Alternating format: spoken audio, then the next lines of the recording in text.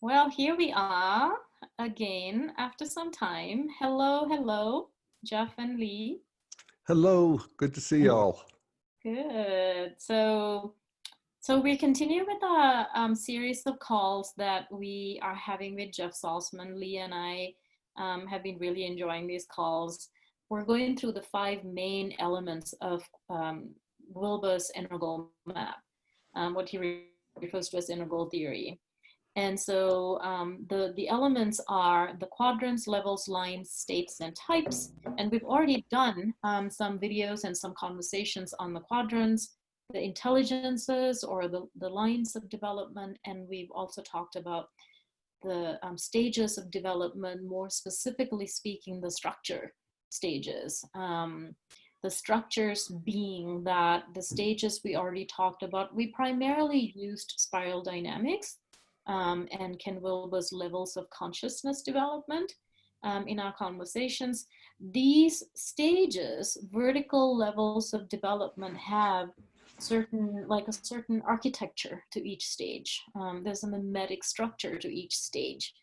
So we can refer to them as structure stages. And today we're starting the conversation on states. And states can also have a certain stage-like element to it at a certain point of the discussion and at a certain point of the practice. We can think of states from small to large. And if we think of an emotion, for instance, as a small state, so you'll basically say that you're feeling happy and you watch a sad film and you feel a temporary emotion of sadness, then we can say that you're temporarily in a different state. So the emotion of sadness would be then a minor state. And we could say that if you're in a happy mood over a number of hours or days, for instance, that could be a sort of a medium state. And then we could also say that you have extremely large states which contain other states. So that would be then, for instance, the waking state or the dream state would be these large states. We're in the waking state now, but as soon as we start to dream, when we go to sleep later, we'll be in a different world altogether. We'll be in a different container of these other minor and medium states, but the major state will be different. So for instance, in the dream state, we'll no longer be able to identify where our physical body is located, for instance. And the body that we possess in the dream state will be a dream body. So these are like 2 states, 2 major states that we can identify that are discussed within integral theory. So the waking state and the dream state. And then there's also a number of other large states that integral theory identifies, such as the witnessing state, where you basically witness everything that's arising. So say, for instance, if you're in meditation, then you're in a witnessing state. And there's also a state which is called the deep dreamless state. And we can also call these the waking state, the gross physical state, the dream state, the subtle state, and the deep dreamless sleep state, the causal state. And that's basically where there's no more story-like dreams in deep dreamless sleep, but there are sort of patterns and archetypes and flashes of insight or vision or just content like that. And then there's also a 5th state, so beyond the gross physical, the subtle, the causal, and the witnessing state, there's also within integral theory what we could call the non-dual, so the not two state, or perhaps more clear, the unity awareness state, where we sort of experience ourselves as basically being an aspect of the entirety of reality. And that might sound vague, but we'll go into detail later perhaps on what that might mean. But that's a brief overview of the 5 states identified within integral theory. Yeah, well, thanks, Namali and Lee. That was a terrific introduction. And, you know, I feel like regarding states, I am a learner too here, you know, and it's endless what we can learn from integral theory and from just the contemplation of our lives, you know. And I will say that I was very impressed, Lee, with your series of videos on states, and I would advise anybody who wants a more granular look at, you know, the real field, or you know, the real stage that we're talking about here, to check out your videos. They're very good. And where are they? Well, they're on the Ubiquity University website. They're part of a course. So the course is called Integral Flourishing. And these videos are part of the 8th module, which is Integral Flourishing Part 2. And people can take the course as individuals or as groups. And then I facilitate the course, and people are asked to do all sorts of exercises. And all of the integral models, elements are discussed. So the quadrants, the intelligences, the levels, the types, and the states. And we also get into the PERMA model, which is a model used within positive psychology. So related to happiness. Oh, excellent. Yeah, excellent. Yeah, well, you know, to me, the sort of my experience of working with states is that what we want to do as we continue to develop, and this is part of what I think you're talking about, Lee, with just the witness state in general, is that we can see our states arise. So I can watch myself be angry instead of just be angry. I can watch myself relax. I can watch myself be proud, tense, you know, whatever it might be. And I can see it instead of be it. And that's, as you were talking about meditation, in a way, that's what we're doing. Meditation is the calisthenics of this. It's where we just sit there and watch what's happening instead of be identified with it. And in doing so, we become more mindful and precise about what's happening, and the texture of this feeling and the texture of this breath and all of the wonderful things, all the ways we can tease apart the moment, you know, and just get more precision awareness of it. And also just then a allowance of the one moment to flow into the next. And to realize that that flow is happening under its own power. We think when we're identified with our feelings that we're responsible for them, we have to change them, and I don't want to feel afraid. And so now I've got to, you know, not only feel afraid, but I've also got to clench against it. And in watching this, we see that there's probably an intelligence, probably a loving intelligence, if we really want to, you know, surrender to it, that is living us. And that we can, I think as we develop, when I think about, you know, what do I want to do with states, is I want to let them flow. I want to have less friction with my states so that I can actually, if I'm feeling afraid, feel really afraid, you know, and let it manifest and, you know, what do they say? Arise, manifest, and pass away, which is what everything does. And I love how you're, you know, using the 4 quadrants to, you know, identify states in all quadrants.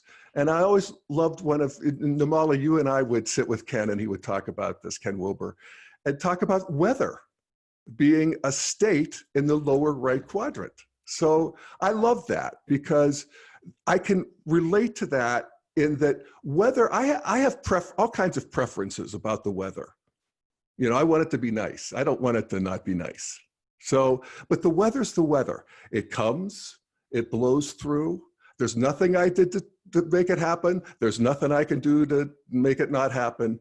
I can protect myself. I can go indoors. I can put on a coat. I can do whatever I need to do. But the weather's doing its thing. And there's something that is akin to that in the interior. You know, the weather just blows through, Jeff. I don't know why. I don't know where it comes from. I don't know, you know, but I can control it to some degree. I can certainly put on a coat. I can work with it. But there is just a you know, movement of states that's happening again under its own power. And that's been liberating for me. So I like that. And then the other thing that just is enormously helpful to me. And thank you, Ken Wilber, again, for this insight. One of the keys of integral theory is that states and stages are independent. And we can see that when we talk about like this, the big states, the bigger states at least that you were talking about, Lee, with the physical, the subtle being the energy states of energy, the causal, you know, sort of where it starts getting into, you know, getting fuzzy, and then non-dual where it's all interpenetrated with everything. That there is a, that all stages of development experience those states. So if we're talking about tribal, traditional, modern, postmodern, all of those stages have this state of ecstasy, for instance. The state of it's a state of causal awareness where you realize, oh my God, the big pattern, the big, you know, wow, the big unity even. And that at every stage that is interpreted differently. And that really helped me, because I always wondered, if we're really developing, why were there such smart people back 4,000 years ago and 2,000 years ago, and this arising of brilliance and these spiritual truths that are as true now as they ever were. And this explains that there's really two things happening. So that if I'm having a religious experience at traditional, I may feel that I was visited by Mother Mary. And if I have a religious experience at secular or modern, where religion isn't really not allowed anymore, I have the awe of the cosmos, you know, and all of the things that science has shown me. It's like, awesome.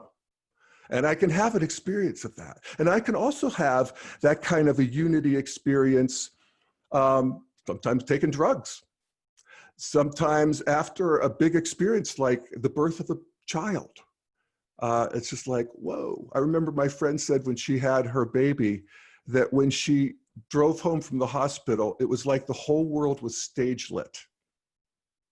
And that the dirt on her windshield was as precious as the baby in her arms. I remember her saying that. That was like, whoa. You know, so we could have that. And then, so at every stage, we could have these state experiences that really, that's just the, you know, it's what you get. It's pre-installed. By being human, you get to have all these states from the beginning. But then at each stage, we have a more sophisticated understanding and we have a different experience of them. And that helped me so much in understanding just enlightenment,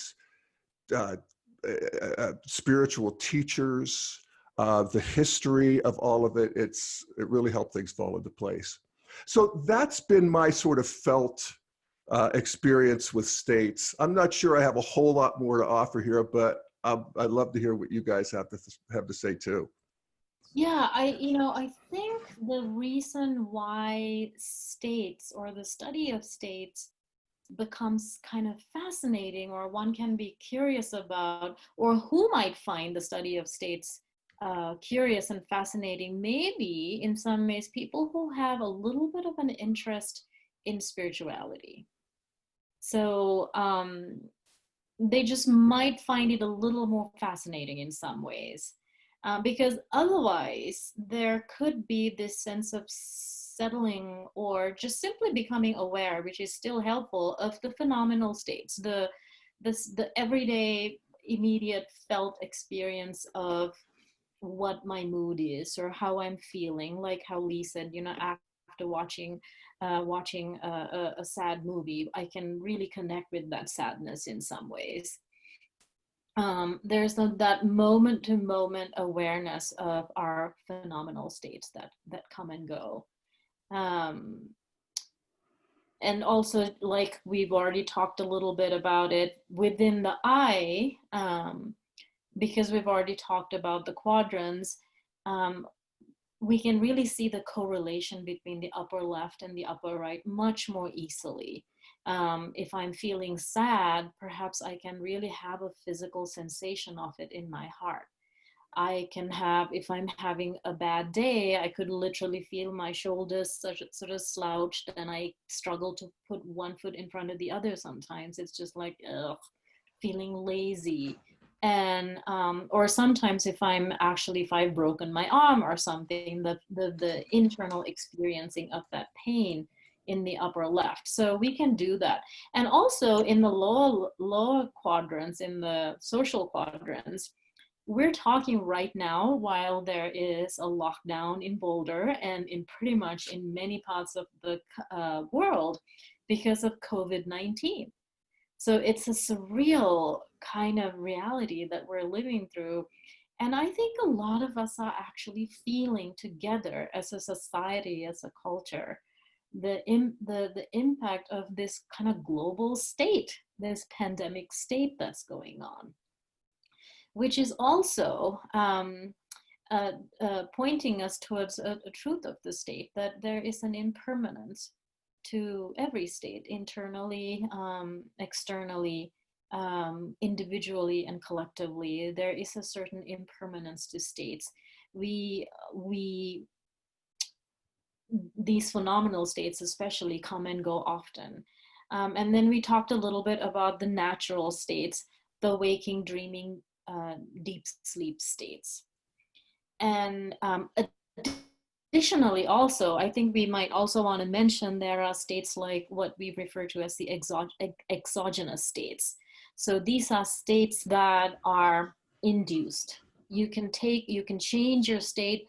If you take a little acid pill, you can change. You smoke a little something, or you take ayahuasca, and people in the spiritual realms especially, or people who might have a lot of trauma in their lives, perhaps want to escape or numb themselves to the actual state in the present moment, we can induce a different kind of a state, and that's referred to as the exogenous states. Endogenous states are states that, from our natural states available to all of us, we can train certain states as well. So trained meditative contemplative states, referred to as endogenous states. Then there are also peak states. So wherever we are at any given stage of development, however we look at it, we can also have an ordinary or a non-ordinary peak experience that can also come and go. I think the reason why this is important to spirituality in the sense is that with each of those natural states that we talked about, the deeper we go, either through training or by simply paying attention, learning to have a dream experience or a dream study, for example, or really practicing meditation over a period of time, we are in a way training little by little to disidentify as much as possible with each deepening state. So in the waking state, we are in a state of oneness with nature, and we can have a mystical experience with nature, so nature mysticism. Focusing on our gross body. And also, this is another thing, is that with each state, there is said to be a corresponding upper right body, an energy body, so to say. So with the waking state, we could say that the energy body is the gross body. The body, the biosphere, the one that's most tangible and available to us. One state deeper in the dreaming state, we actually don't really know or are not immediately aware of our body. But there is a sense of I am having a dream. So you're not completely devoid of identification with that personal gross self. In the dream state, but in this state, you can actually become into a oneness with a transpersonal reality, a transpersonal deity, for example. So we speak about deity mysticism, in when you're one with the subtle body, which is the corresponding upper right body to the dreaming state. In the deep dreamless state, I think spirituality would say this is the realm in which we are beginning to most identify with the big S self. And prior to that, it's identification with the small s self. So we are at this time beginning to become aware of the other states. There is, and also a certain amount of an ever-present awareness that it actually doesn't go away, it's there, but that the deeper we are able to travel, we could have access to that and experience the world differently. So these states, the discussion of states from a spiritual standpoint and from a developmental standpoint is important, because depending on what state one is experiencing, we can have a very different experience of the world. We have very different experience of the world. It's very, the gross realm is very different or isn't even available to us in a deep dreamless state. Going further within this natural ordinary states also, or just before I do that, we're deepening our sense through the deep dreamless sleep of kind of connecting with the vast openness and emptiness. We speak in the Buddhist tradition, especially we speak about emptiness, so to say. And it's without form. So this is formlessness, oneness with formlessness, oneness with the formless mysticism is kind of meditating on awareness itself. And the corresponding upper right body at this stage of the deep dreamless state is said to be the causal body, that which gives rise to the world that we know more commonly in our other states. Deepening even more the witnessing stage and the non-dual stage. After deep dreamless state comes the witnessing stage, which is said to be the capacity to witness all of the other states that came before. The capacity to lucid dream, for example, to have a sense of everything that we were subject to or subject of becomes object from this stage. We can witness as an object.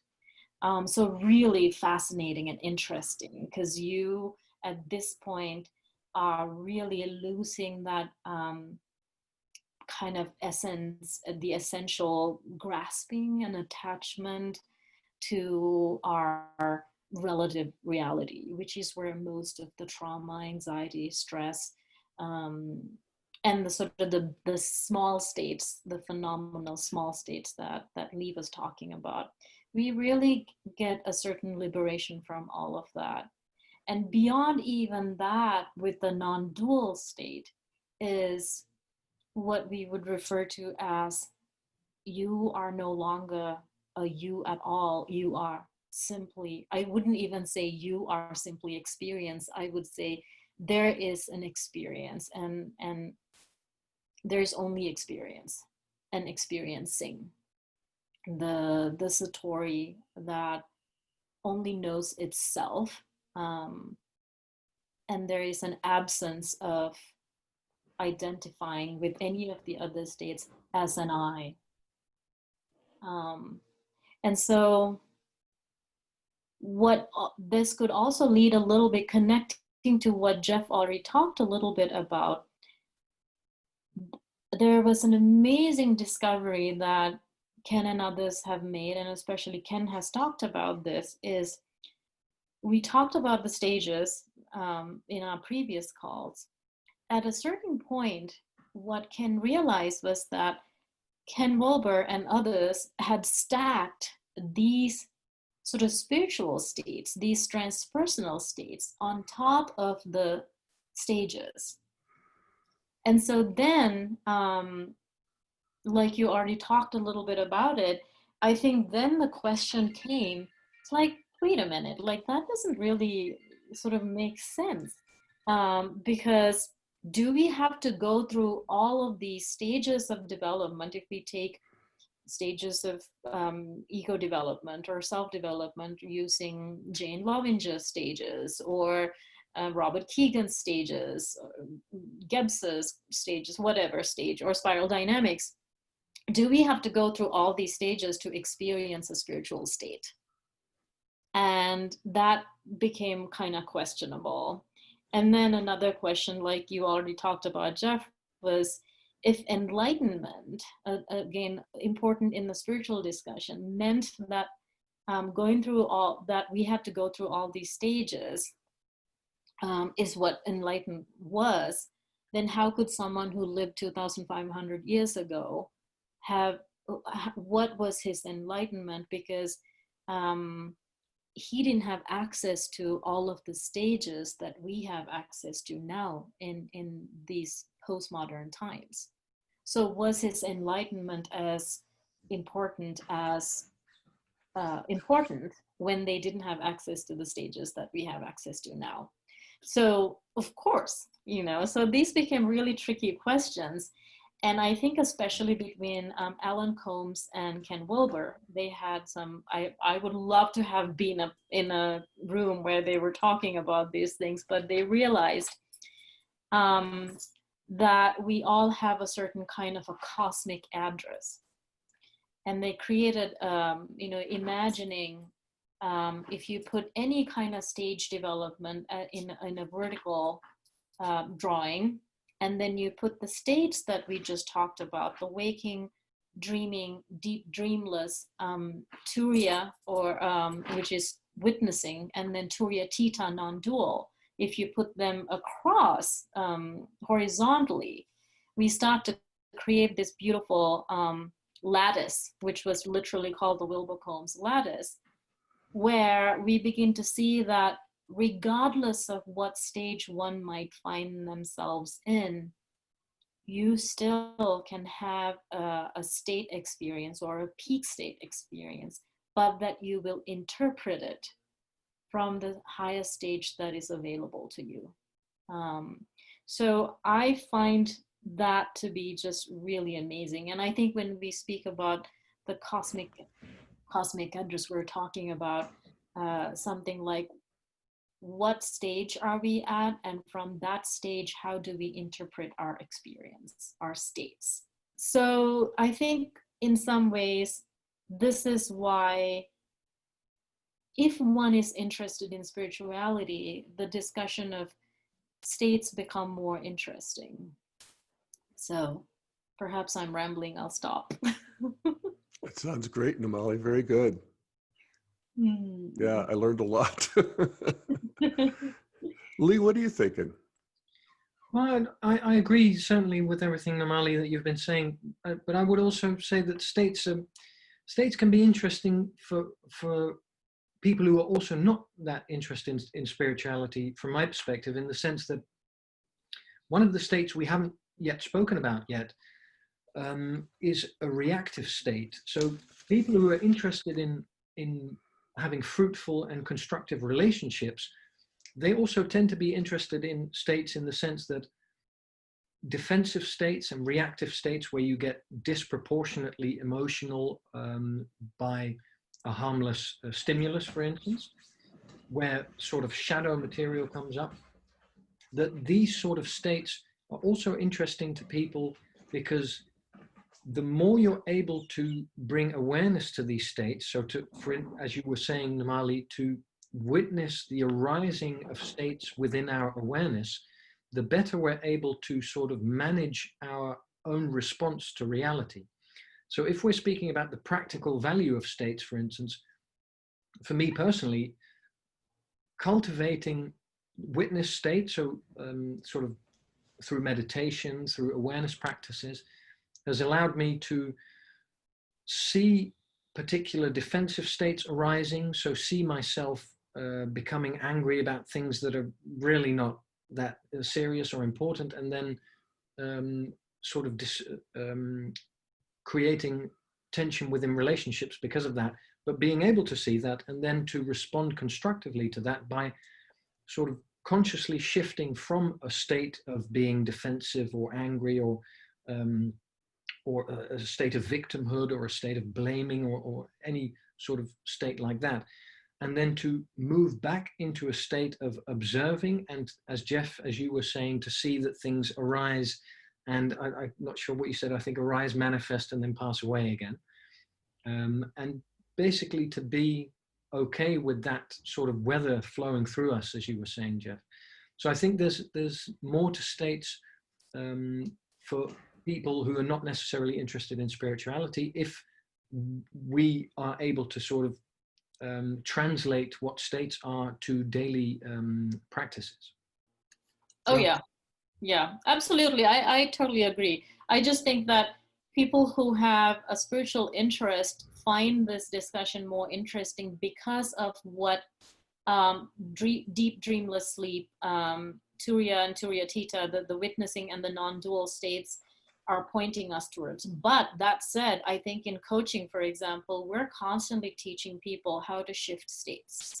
Absolutely. How, you know, in your communication at work, at the board meeting, if you're, you know, noticing what's arising and creating, giving them behaviors and practices that really teaches them and trains ourselves. I shouldn't say them, we're doing this every day with ourselves, training ourselves to shift to a more positive state, for example, a positive response.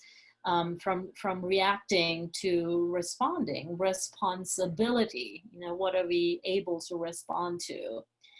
And, you know, I think like right now here in the States, and I think in many other countries, for example, it's just lovely to hear of how these big athletes and sports teams are beginning to meditate. There is, I think, Phil Jackson, who was a basketball coach a couple years ago, is also a Zen monk.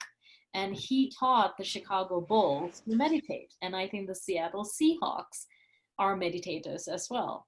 So it's really, and you hear a lot of celebrities talking about meditation and such. So it's not necessarily for spiritual interest that some of them are doing that, but there is a kind of a wonderful and delicious social experiment going on where in the mainstream people are learning about states through what you just talked about. How can I shift my state to perform at a flow state, for example? Of course, flow state, which Mihai Csikszentmihalyi's work, the Hungarian-American researcher, has done a lot of research into the zone of that we call, like, we're in the zone, that flow state where we lose a sense of time and we don't even need to eat or drink. We suddenly realize, oh my God, I love this thing that I'm doing and I'm so engaged and plugged in and it's awesome. And that's when we have a sense of being able to challenge ourselves in a healthy way and we have the resources we need to meet that challenge. That's when we hit that sweet spot of the flow state. So there's a lot of study and interest going on around those things without necessarily some of us kind of geeking out on the spiritual states. This might also be a fun time to maybe talk a little bit more, just because we've already spoken about stages. Maybe we could speak a little bit about the similarities and differences, maybe especially the contrasts of what a state is and what a stage is. Just I can come back to that. If you have, do you have something that you might like to add to that, either one of you?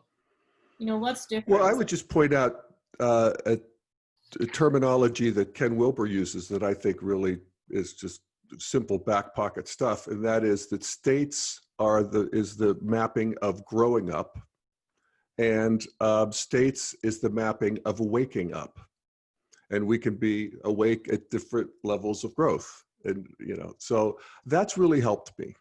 You know, those two things. Lee, you were talking about practices, and you too, Namali, essentially. One of the things that's been most helpful for me in working with my states is a meditation where I differentiate what's going on in the upper left versus what's going on in the upper right. And so I'm sitting, I'm angry. And I notice that in the upper right, I feel a ball of energy in my belly. And I can continue to sort of penetrate that. And I begin to do that by looking at what's going on in terms of imagery in my upper left, or what's the narration that is going on in the upper left. So I'm talking to myself about how dare they, after all I've done for them. I have a whole narration that's going on under its own power. I can watch it, or I can listen to it. I can see my object of anger, and I can see his face, and I can see his blonde pompadour, and I can see, you know, the Air Force One behind him, and no, whatever. But so it's just a matter of what was sort of an undifferentiated anger that's going to ruin my day. Is all of a sudden I can feel the body sensations move. I can even start to look at the body sensations. So that looking is in the upper left, and I see that it's a red ball, and it's kind of morphing, and that kind of just a back pocket practice is really, really powerful for deconstructing moods into their components, mini states, if you will. One of the first exercises that I learned when I was learning meditation from Shinzen Young, and he's he's sort of proto-integral. I think he reads Ken, I don't know, but I always got so much from him. And what he would ask you to do is sit in meditation. And one exercise would be to note what's arising in terms of body sensations. So you label them: contraction, warmth, itch, you know, whatever it might be. Or don't even forget about what the quality of the sensation is. Just where is it in your body? So what's the foreground sensation? Where is it in your body? Belly, nose, throat. And you're just scanning your body and seeing that this thing is arising under its own power in the upper right. There's just body sensations. There's a whole thing going on that we are contracted against a lot of the time, you know, and it doesn't really get to flow. And so you do that. That could be your meditation right there. Just locations of body sensations about every 3 seconds, just a little notation. So that's sort of an entry level. And then what you're doing ultimately as you continue to work with it is you're looking at, so what's the sensation? And then over here in the upper left, what's the narration? What's the talking that's going on? And you actually, oh my God. And so I'm sitting there thinking, what voice? You know, and it's like, oh, that voice, the voice that's saying what voice? And it's just this infinite regression of all that. And then what is the imagery that's arising?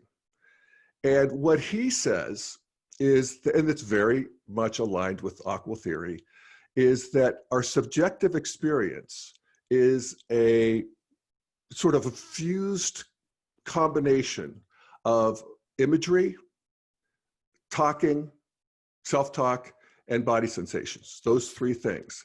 The 2 are happening in the upper left, the sensations are happening in the upper right. And as we become more aware of them and tease them apart, we liberate them. Simple as that. And then we see moment by moment how they're changing, morphing under their own power.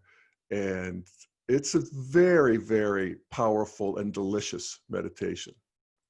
One of the things that we can remember is that you can experience states, you can be in them and kind of know that, oh, I'm in a state of flow right now, you know. And by the way, speaking of a flow state, according to Csikszentmihalyi, it's actually said that in our day-to-day lives, if we don't experience a flow state at some point, and if we don't learn how to integrate a flow state in our lives fairly regularly, that's when we will begin to experience burnout, lack of inspiration, high stress and anxiety. So no matter what, if your day-to-day job is that you're an accountant and you just have to crunch numbers every day, but if you forget that perhaps when you connect your childhood and if you remember what made me really joyful, what made me forget time and really connect with the present moment and have that moment to moment focused awareness of what's happening, that if I don't have that experience, I will begin to hit a wall at some point and experience deep struggle in my life. So I just want to mention that. So anyway, we can have an experience of a state in the moment and know that, recognize that. We cannot have that same experience of a stage.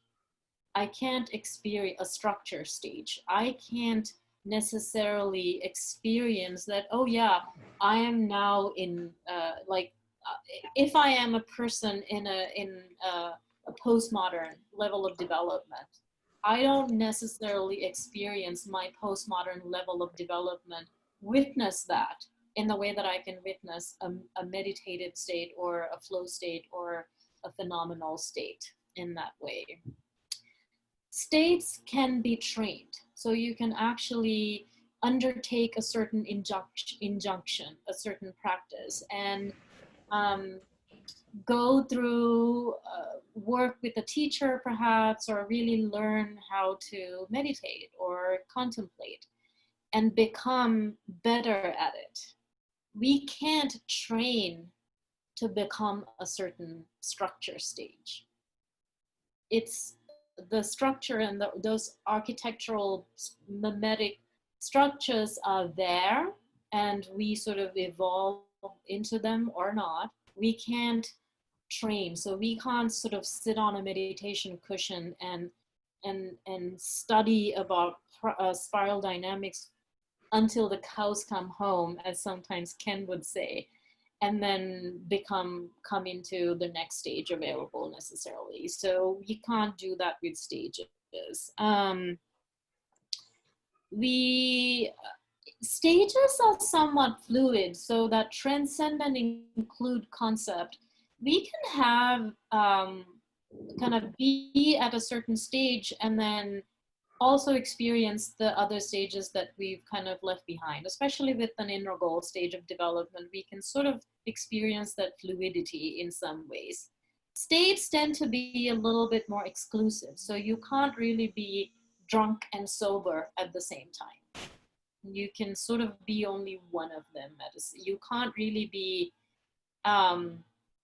awake and sleeping at the same time.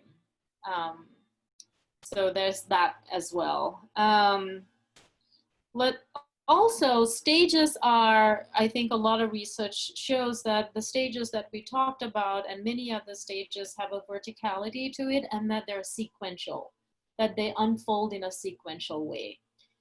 States generally don't. They're kind of there for us to go in and out of, unless they are the endogenous states. So if you're in this training states arena, then the states do tend to unfold in that sequence of what we are able to become identified with or become one with. And that can have a certain stage concept to that.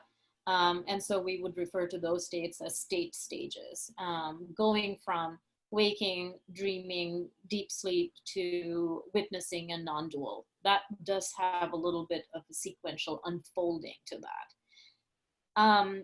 Stages, you can't really skip stages. You can't really, be at an archaic stage and somehow then kind of land in a postmodern state. So depending on life conditions, cultural conditions, our own development has to somehow meet the requirements of each stage, and you go through those structures sequentially.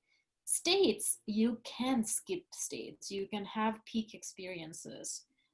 Whether you are even a child, even a baby, has the waking, dreaming, deep, dreamless states available to them. as would an 85-year-old. So we all have access to these states, and we can have peak experiences regardless of what stage we're at. Those are a little bit of the differences between the stages and the states, and I think they're still important. Yeah. Yeah. I think of just a simple example: an 8-year-old can't be a 12-year-old for a half hour. Yeah. You know, you have to grow into that. Yeah. But they could both have peak experiences. Yeah. Yes. Cool. Well, I hope that this was really helpful. I don't know, maybe Lee, could you give us a little summary and what to expect next? Certainly. So today we looked at the integral models element of the states, and we spoke about 5 major states of human consciousness. So we spoke about the waking state, we spoke about the dream state, we spoke about the deep sleep state, we spoke about the witnessing state, and we spoke about the non-dual or the unity awareness state.